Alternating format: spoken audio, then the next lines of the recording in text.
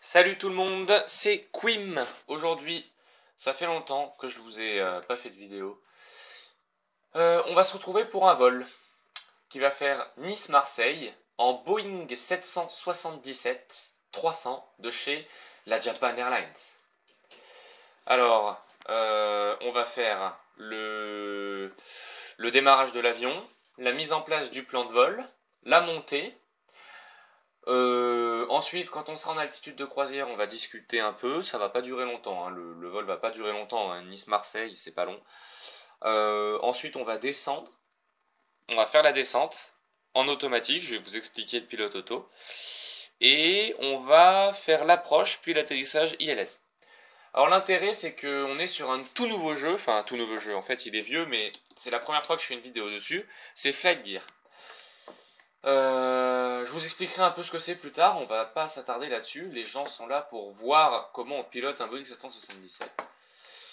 Donc on arrive, on est dans l'avion à Nice, tout va bien, l'avion est éteint. Donc la première étape est d'allumer la batterie. Comme ça on a le système d'électricité. Alors il est incomplet parce que la batterie, elle n'a pas la puissance de mettre l'air conditionné dans l'air pressurisé, l'air conditionné, la purification de l'air et le démarrage des moteurs. Donc il faut qu'on démarre l'APU. Comme vous voyez ici, on met l'APU en position start, il se remet tout de suite en position on. Et l'APU en fait c'est une petite turbine qui tourne dans l'avion qui nous permet de générer l'électricité nécessaire. Donc elle tourne avec le carburant de l'avion. Ensuite, ici il va y avoir marqué dans pas longtemps APU running. Voilà, il vient d'apparaître, tout va bien. Donc on va programmer le plan de vol maintenant qu'on a tout le nécessaire en électricité. Alors, pour programmer un plan de vol, on peut utiliser le FMC, mais il est encore un petit peu incomplet. Toutefois, si vous voulez programmer un plan de vol simple, vous pouvez, en allant dans route, vous mettez l'origine, c'est le code de l'aéroport, runway, c'est la piste où vous êtes, destination, c'est le code de l'aéroport de Marseille, vous mettez tirer la piste, etc., etc. Mais dans Flight Gear, ils ne se sont pas pris la tête, ils ont mis une boîte de dialogue appelée gestionnaire de route, qu'on va utiliser, donc c'est le route manager. Et on travaille avec deux choses, on travaille avec la carte et le route manager. Donc on voit qu'on est à l'aéroport de LFMN. Si vous voulez vous en assurer, vous pouvez cliquer sur Map Open in Browser. C'est un système qui est vachement bien fait, qui va vous donner votre endroit où vous vous trouvez. Donc ça c'est super pratique. Donc, maintenant, pour ce faire, l'étape est simple. On va rentrer le code de l'aéroport d'arrivée dans le route manager qui est LFMN. Comment je sais que c'est LFMN? En fait, non, c'est LFML, pardon, LFML. Comment je sais que c'est LFML? Bah, tout simplement, ici, je vois l'aéroport de Marseille, et si je clique sur Data, je vois qu'il y a marqué... il n'y a pas marqué...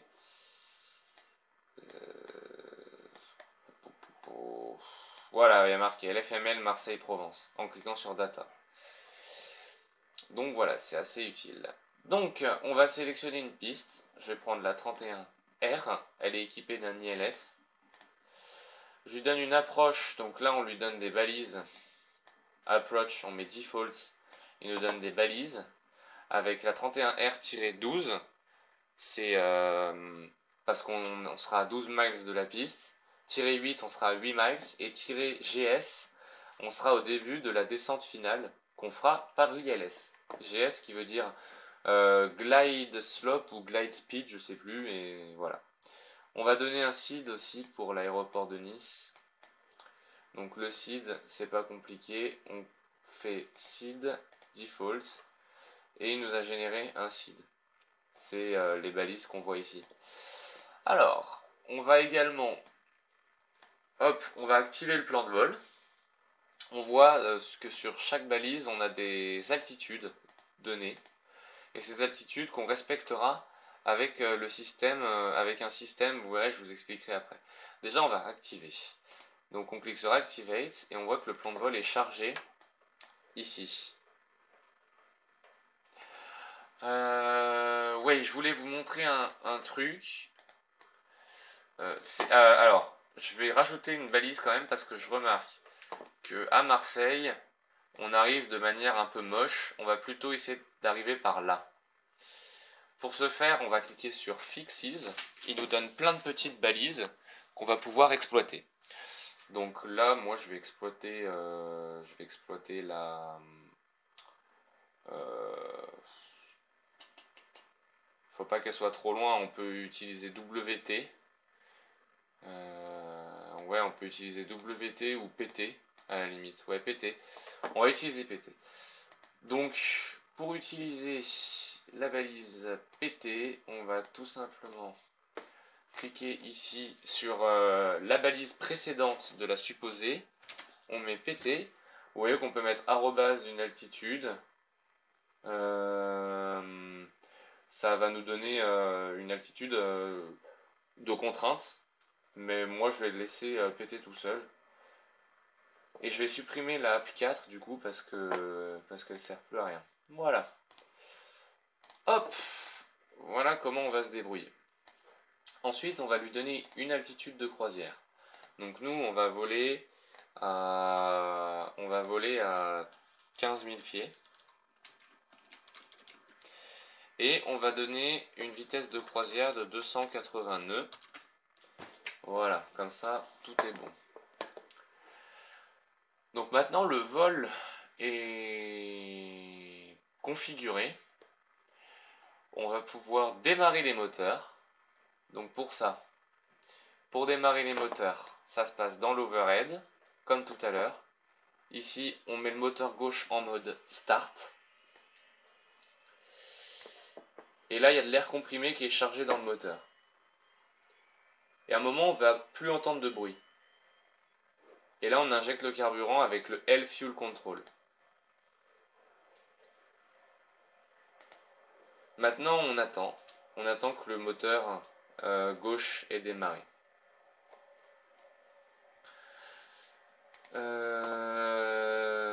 Qu'est-ce que je voulais dire d'autre? Ah oui, la vitesse. Alors, quand on décolle, on a les gaz à fond souvent. Mais après, il faut les réduire parce qu'on ne peut pas dépasser 250 nœuds en dessous de 10 000 pieds. Donc je vais mettre une vitesse au préalable automatique de 240 nœuds. Comme ça, après le décollage, on activera la vitesse automatique. On sera sûr de ne pas dépasser. On attend un petit peu. Là, le moteur gauche a démarré parce qu'il a quitté la position start et il est revenu en position norme. Donc là, on s'occupe maintenant du moteur droit. On va injecter le carburant maintenant. Et après, on va s'occuper du système hydraulique.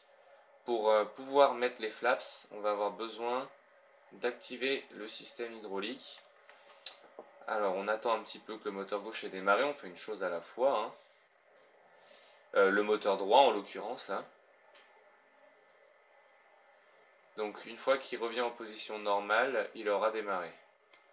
Voilà.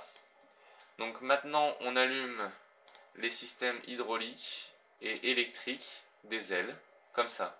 On met les 4 boutons en auto ici, et les 2 boutons ici, on les active. Ça va nous permettre de mettre les flaps. Sans système hydraulique, on ne peut pas mettre de flaps. On va allumer également les lumières, les lampes sur les ailes. Les ceintures doivent être bouclées, le no smoking est également on, j'adore ce petit bruit. Et on est bon pour le décollage. On va enlever le frein de parc, hop, et on va décoller. Alors, la première étape est faite. Donc on est à 9 minutes 25 de vidéo, on a mis 10 minutes à programmer le plan de vol. C'est une bonne performance. C'est une bonne performance. Maintenant, on va s'intéresser à la suite. Donc là, on vient de passer le V1, c'est la vitesse à laquelle on ne peut plus faire demi-tour. Et là, maintenant, l'avion, il va lever tout seul. On va rentrer le train d'atterrissage. Et on va maintenir un taux de montée d'à peu près 3000. 3000 pieds minutes pour le début. En fait, il ne faut pas mettre l'assiette au-dessus des 15 degrés. Et là, on est à 12 degrés. Voilà, le train d'atterrissage vient d'être rentré.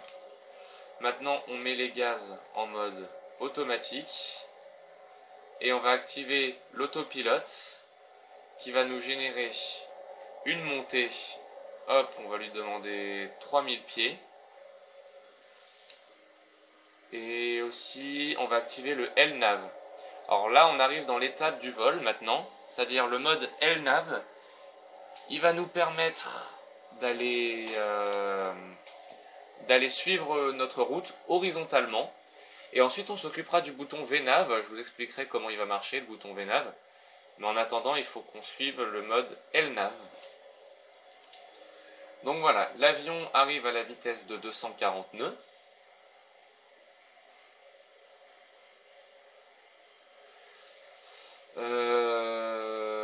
Et on continue la montée, sans souci. On est déjà à 4000 pieds. Un petit peu plus de 1000 mètres, c'est la hauteur des nuages ici.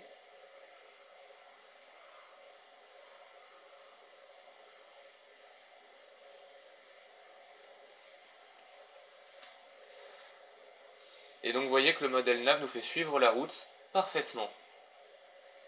Avec le Boeing 777, il fait même des petits arrondis avant, 1 mile avant chaque balise. Regardez comme c'est beau là, n'empêche. Regardez, on est dans les nuages. Les nuages sont très très bien faits et encore, j'ai pas mis le maximum de densité. Dans les rendus, on peut mettre une énorme densité. Comme cela. Mais moi j'aime bien laisser pas trop parce que là pour moi c'est trop. Je préfère voir le sol quand même. On a plus de choses à montrer donc on va mettre 0,10. Voilà, comme ça on voit les nuages. Mais... Donc maintenant ce qui est intéressant de voir c'est qu'on monte. On est à 62 miles de notre balise PT que vous voyez ici. Alors on peut cliquer sur Legs dans notre FMC, on voit nos balises. Mais comme je vous dis, il n'y a qu'une seule page, alors qu'en vrai, il y a plus de balises que ça, donc c'est un peu buggé. Alors, donc, on va monter à 11 000 pieds. Ouais, on va monter à 10 500 pieds. Je vous expliquerai pourquoi je fais ça. C'est parce que je vais monter la vitesse à 280 nœuds. Tant que je suis en dessous ou à 10 000 pieds, on ne peut pas la monter au-dessus de 250. Donc on va monter à 10 500 pieds, comme ça on pourra. Après on va monter vers l'altitude de croisière, de toutes les manières. Donc on va dézoomer un petit coup ça, et cliquer sur Airport. Donc là vous voyez on a une ligne droite avec rien du tout. Donc on peut aller tout droit. Mais l'intérêt, ça va être de monter à notre altitude de croisière. Et c'est là que va intervenir le bouton VNAV. Je vous explique. Maintenant qu'on est arrivé à cette altitude-là, je vais mettre l'altitude contrainte à l'altitude de croisière. Il faut bien faire ça avant d'activer le VNAV. Si vous ne l'avez pas fait, le VNAV ne bougera pas de l'altitude actuelle. Je mets 15 000 pieds. Et je vais cliquer sur le bouton VNAV et ici il va y avoir un petit point vert qui va se mettre. Alors là, il ne s'est pas encore mis, mais on va le voir. Voilà, il y est ici en dézoomant. Et ce petit point vert, il est très utile. Parce qu'il veut dire top of descent. Alors déjà, VNAV, vous avez vu qu'il nous a fermé l'écran de la vitesse. Il va enregistrer 280 nœuds de vitesse. Et il va monter à l'altitude qu'on lui a indiquée, c'est-à-dire 15 000 pieds.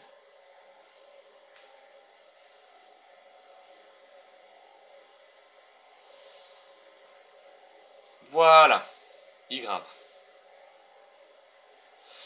Ensuite, ce qui va être intéressant, du coup, c'est le TD, ce petit bouton vert. Parce que maintenant qu'on est arrivé et qu'on est en plein vol, on peut commencer à discuter de la descente et de l'approche. Oui, parce que Nice-Marseille, c'est un vol relativement court.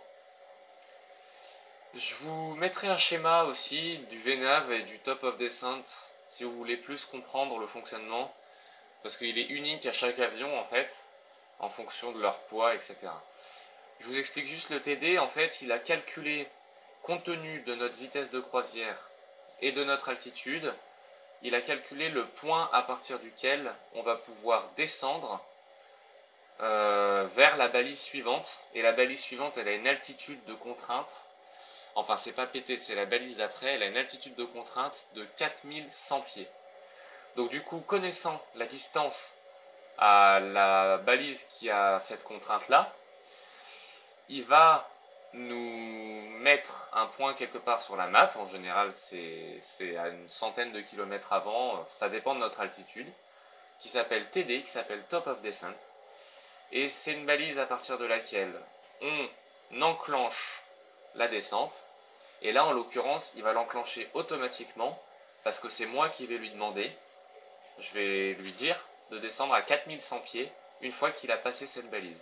Et c'est là l'intérêt. Parce qu'en général, les pilotes sur simulateur font l'erreur de descendre trop tard, par exemple, et ça les fait arriver trop vite. Surtout avec un avion comme le 777 qui ralentit très mal.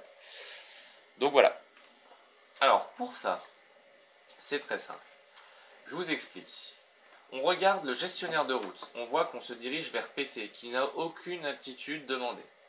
On va à la suivante, qui elle a une altitude demandée. Donc en fait, on va tout de suite vers la première balise qui a une altitude demandée. Ici, c'est 4100 pieds. Donc, on va mettre une contrainte ici de 4000 à 4100 pieds. On lui met 4100 pieds dans l'altitude. Hop, et on vérifie qu'il est bien chargé ici dans la petite couleur mauve. Et c'est tout. Maintenant, quand on va passer le TD, il va descendre à l'altitude qu'on lui a prescrite, le 4100. Il va réduire la vitesse. En général, il va la mettre à 240 une fois qu'on sera en dessous des 10 000 pieds. Et ensuite, il va nous amener sur cette balise et on pourra gérer notre approche tranquillement, on pourra gérer notre approche finale tranquillement. Et vous allez voir, ça va être génial. Donc le TD, il s'approche. Bon, alors sinon, pour parler de Flight Gear, le jeu, eh bien, en fait, c'est un simulateur de vol, comme vous pouvez le voir, open source. Vous pouvez aller sur le site internet. Il est gratuit, il existe sur Linux, Mac et Windows. Alors c'est le seul simulateur de vol potable, on va dire, pour Linux, donc ça fait un peu son charme parce que tous les utilisateurs de Linux qui aiment la simulation de vol l'utilisent. Il y a de plus en plus de développeurs. La prochaine version, là on est en version 3.4. La prochaine version 3.6 sort à la mi-août. Et mi-août 2015, et il y aura des nouvelles améliorations de cockpit. Il y a des avions très bien faits, il y a 450 références d'avions, vous pouvez télécharger ce que vous voulez. Il y a la carte du monde, vous pouvez télécharger des portions de la carte du monde. Moi j'ai tout téléchargé. Il y a un forum avec des passionnés, donc il y a toute une communauté. Et comme je vous disais, je pense que c'est un simulateur qui va pouvoir devenir l'un des meilleurs devant FSX d'ici quelques années, vu que le développement continue. Et il y a quand même pas mal d'utilisateurs. Je pense en France, sur le forum, on est 1500. Donc il y a à peu près 2000 utilisateurs français, si on compte ceux qui n'ont pas leur compte sur le forum.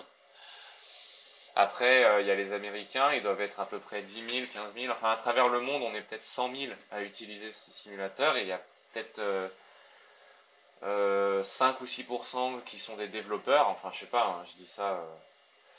Mais bon, du coup, ça fait une progression dans le jeu. Et puis, il y a une nouvelle version qui sort tous les 6 mois, au même cycle à peu près que les versions de Linux Ubuntu. Donc c'est très bien. Là, en l'occurrence, je recorde depuis Windows parce que mon PC le plus puissant est sous Windows. Mais bon. On va arriver au Top of Descent, le TD, le fameux TD que vous voyez ici, juste devant nous. Maintenant qu'il a passé le Top of Descent, il entame la descente. Et boum, on va se retrouver à 4100 pieds. Donc, une fois qu'on est là, il faut qu'on remette les ceintures pour les petits passagers. Et vous allez voir, il va gérer aussi la vitesse automatiquement. Donc il faut garder un œil sur la vitesse quand même, parce que des fois il peut nous faire des surprises. Normalement il va gérer la vitesse automatiquement. Pour le moment on est toujours à 280 miles par heure demandé. Mais il n'a pas le droit d'aller à cette vitesse en dessous des 10 000 pieds, du coup il sera programmé pour descendre cette vitesse à 240. Donc voilà, il suffit de suivre. Normalement il va faire un palier vers 12 000. Je vous mettrai un schéma, je pense que je ferai un schéma vite fait. Il met un palier vers 12 000, normalement, le VNAV. Et c'est plutôt utile, comme je disais, pour préparer la descente.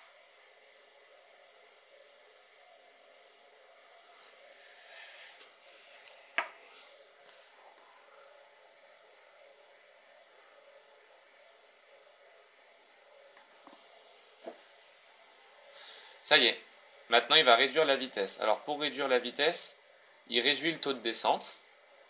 On voit que la vitesse diminue. 275, 270, etc.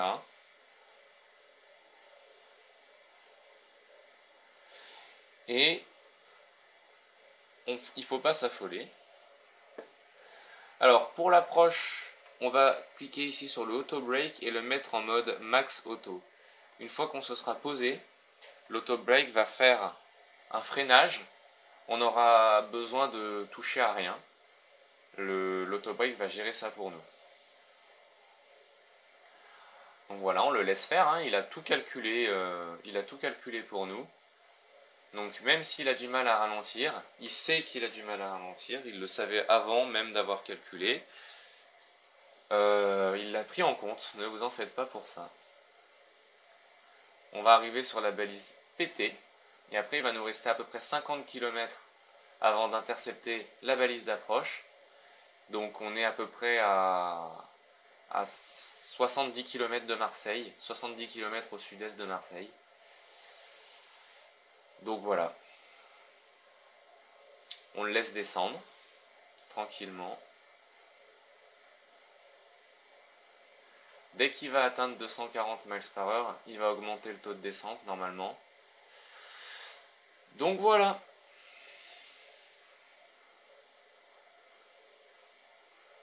De retour dans les nuages. Alors pour cet outil-là, on peut afficher les waypoints, les aéroports. On a le mode plan, le mode VOR et le mode approche. Donc nous, le mode approche, il va nous être assez utile normalement pour l'approche. Après, vous n'êtes pas obligé de le mettre, on peut laisser le mode map qui marche aussi très très bien. En général, c'est celui que j'utilise. Donc là, il entame le virage un petit peu à l'avance. Vous voyez qu'on continue la descente.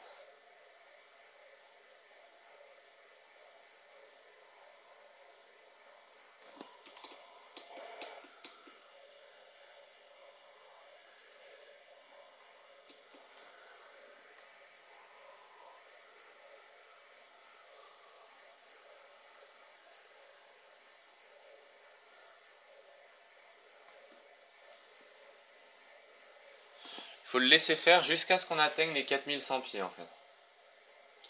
Donc on le laisse faire.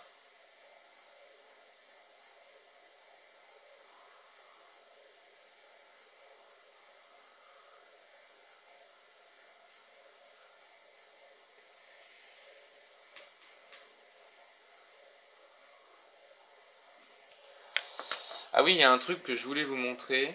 Voilà, c'est ça, c'est ce petit arc de cercle vert. Il nous montre à quel endroit on va être à l'altitude demandée. Donc en fait, si on accélère, cet arc de cercle va s'éloigner. Si on ralentit, il va se rapprocher. Et si on augmente le taux de descente, il va se rapprocher, mais après il y a un compromis à trouver. Je vous expliquerai plus tard, on fera une autre approche dans un autre tuto, dans une autre vidéo, on fera une approche sur une piste qui n'a pas d'ILS, justement pour vous montrer comment on gère les descentes, autrement qu'avec un VNAV et qu'avec un système automatique. Il y a une petite astuce qui est sur le Boeing 777 et sur les jets privés. Je ne sais pas s'il y est sur les Airbus, mais bon. Il faut savoir aussi que Flight Gear, bon, c'est à la base, je crois que c'est américain. Du coup, ils n'ont pas mis beaucoup d'Airbus, ils ont surtout mis des Boeing. On peut télécharger des Airbus, mais ils sont pas très bien faits. Mais je sais qu'il y a un Airbus A330 qui est en cours de développement, donc il n'est pas encore présent dans le jeu. Mais j'ai vu des vidéos et ça a l'air vraiment bien pour le coup. Donc voilà, on va voir comme ça ce que ça va donner.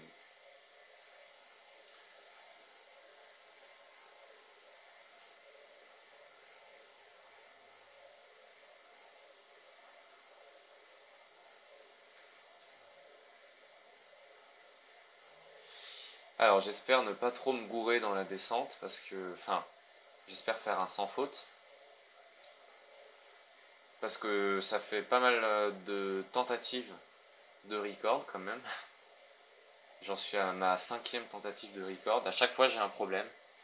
Soit le jeu plante, soit... parce que ça prend beaucoup de CPU, hein. J'ai le CPU à 90% là. Donc voilà, il y a souvent des petits soucis de performance.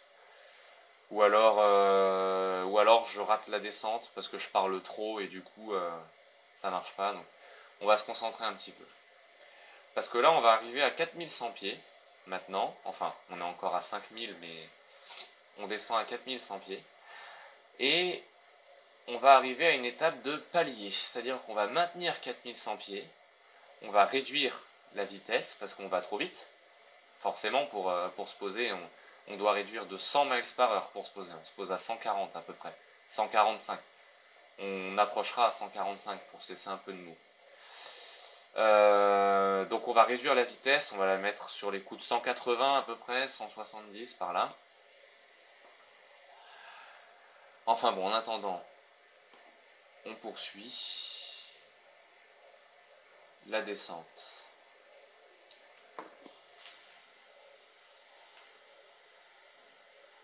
Ça y est, maintenant il est à son altitude. Donc maintenant on va désactiver le mode VNAV et on va réduire la vitesse. On va la réduire de manière assez conséquente. Et maintenant on ne peut plus utiliser le VNAV parce qu'on n'a plus de top of descente, il n'a plus calculé de top of descente. Donc on va utiliser le mode Fletch. Ou alors un mode de descente classique. On va mettre la contrainte de la balise suivante, qui sera 2100 pieds. On va ouvrir un cran de flaps parce qu'on réduit la vitesse. On va en ouvrir 2. J'aime bien avoir beaucoup de portance.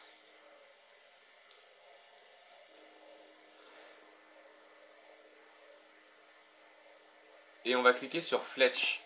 Le but de Fletch, ça va être de descendre à l'altitude qu'on lui a demandé, à la contrainte, tout en essayant de maintenir la vitesse. Donc dans notre cas, ça va être très utile parce que souvent on descend trop vite et l'avion accélère. Là au moins on n'aura pas de soucis de ce point de vue là.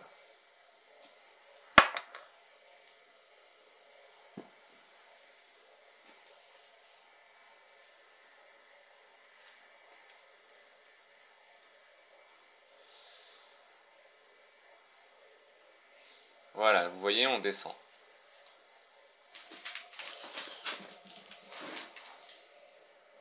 Là on a une belle eau, hein, on est sur une fin de journée au-dessus de Marseille.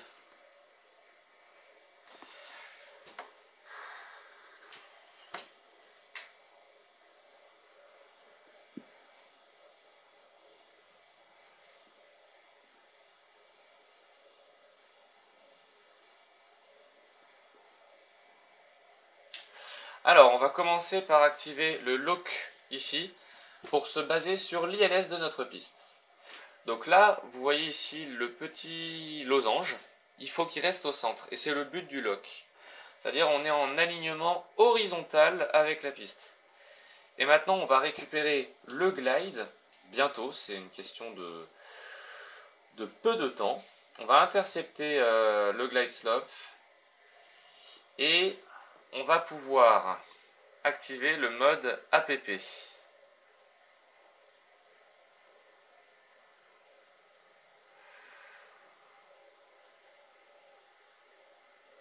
Alors, s'il n'y a pas de mode APP, on doit descendre par nous-mêmes. Un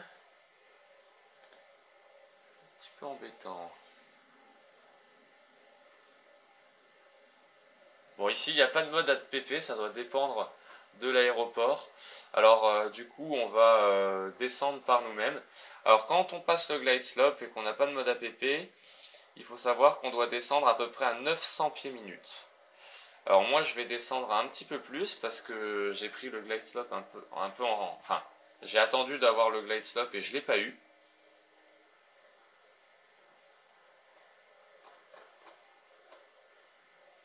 Donc on va descendre pas mal.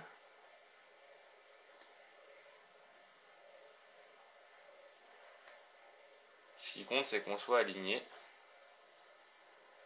Après le glide slope il n'est pas intervenu. Ce sont des choses qui arrivent. On va sortir le train d'atterrissage.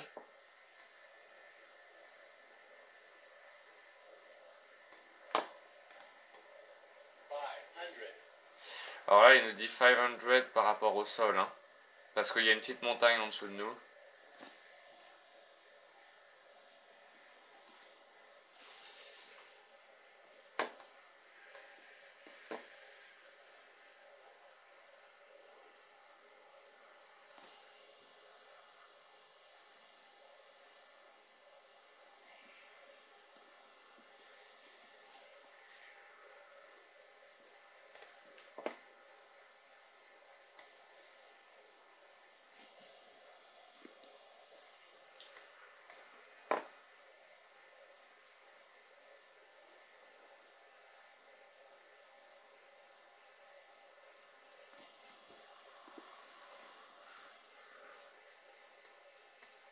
Voilà, on est bon pour se poser. Donc normalement, s'il y avait eu le glide slope, c'est-à-dire cette petit truc vertical, je referai un tuto pour l'avoir, on aurait pu se poser en activant le APP.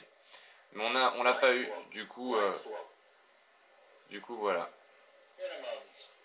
On atteint le minimum, donc on désactive l'autopilot et on se pose à la main. Alors minimum c'est l'altitude à partir de laquelle... Putain.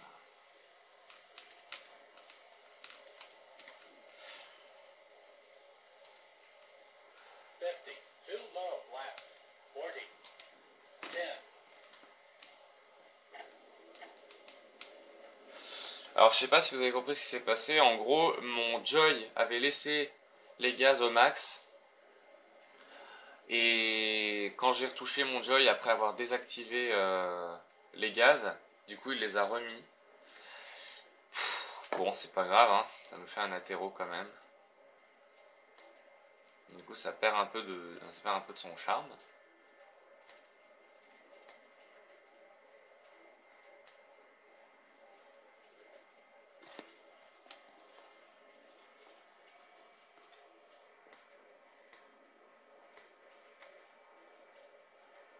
Enfin bon, c'est pas grave, hein, au moins on a un atterrissage.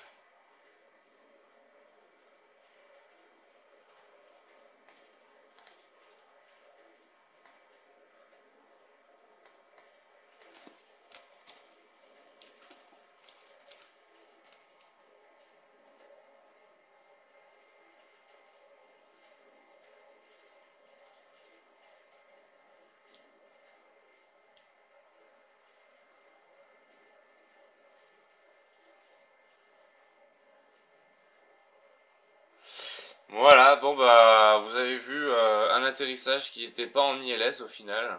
Je suis désolé les gens. Je referai une vidéo avec un atterrissage ILS. Enfin, on a fait un ILS, mais pas vertical. On l'a fait seulement horizontal. Bon, c'est pas grave. L'important, c'est que vous ayez vu comment on joint un point A à un point B. Et puis, je vous dis là, à la prochaine. Ça m'aura fait plaisir de refaire cette vidéo. Ciao, bye bye.